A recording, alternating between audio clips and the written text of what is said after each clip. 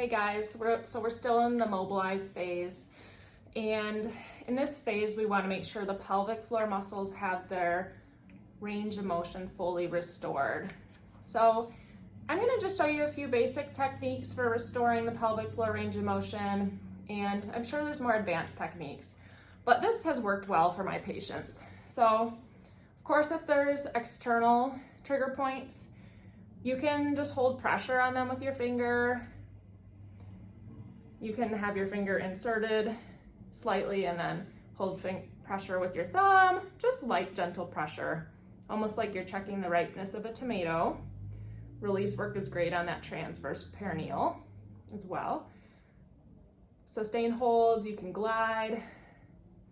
Of course, you can do perineal massage, so you're inserting your finger to about the first knuckle. I'll show you that with this model. Insert till the first knuckle, gloved hand obviously, and then you can sweep. So if they're postpartum, have some scar tissue restrictions, or if they're in pregnancy, we can also do stretching.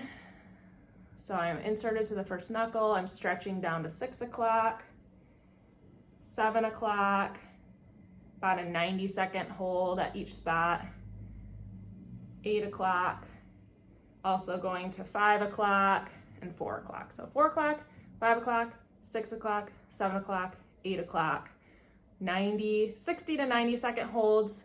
Usually if I have patients do this for homework, I have them do 60-second holds, so it's a total of 5 minutes, and easiest to do in the shower with their foot up on the tub and then reaching with their thumb for when the patient's doing it themselves.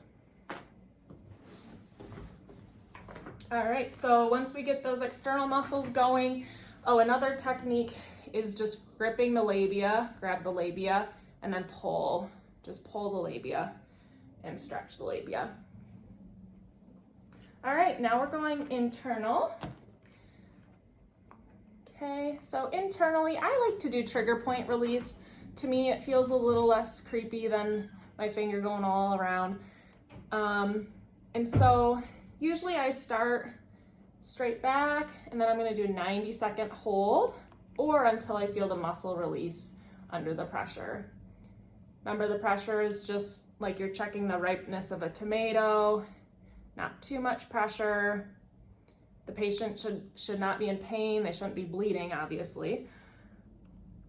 Hold, and I just work my way around.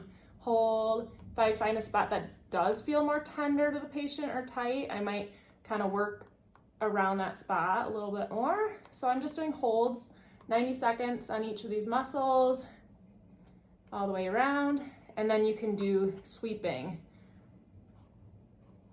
And then I switch hands, and then I can do the other side. Trigger point holds or sweeping. Those are the two techniques I often use.